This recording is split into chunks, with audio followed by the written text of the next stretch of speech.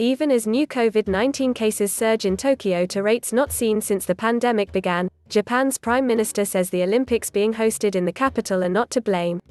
Officials confirmed 3,865 new cases in Japan's capital on Thursday, the highest daily tally reported, just as the Tokyo Olympics near their halfway point.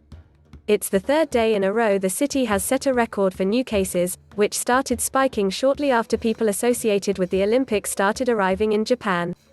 Before Olympic personnel began entering Tokyo, the capital's daily cases were fewer than 700. But on Thursday, the same day Japan's total daily COVID-19 cases topped 10,000 for the first time, Prime Minister Yoshihide Suga said there's no link between the games and rising infections.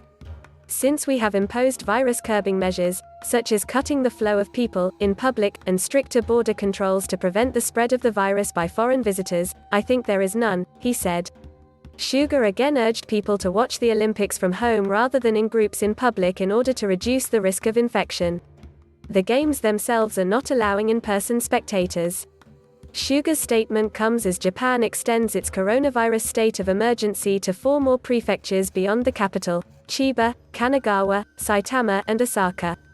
Chiba, Kanagawa, and Saitama, which neighbor Tokyo, had requested stricter measures be imposed in their prefectures as infections rapidly rise in their regions. Within the Olympic bubble, the Games have also reported one of their highest daily increases in cases since July 1.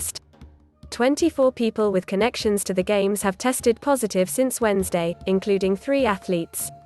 So far, 193 people connected to the Olympics, including 20 athletes, have tested positive.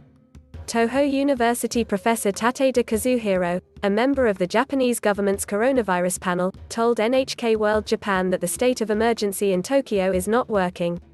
The state of emergency has been in place since July 12. It's so far had little or no impact, he said. The rapid surge in cases can be attributed to an increased movement of people due to a 4-day holiday weekend, the Olympics and Paralympics, and summer vacations. We must keep in mind that the number will increase.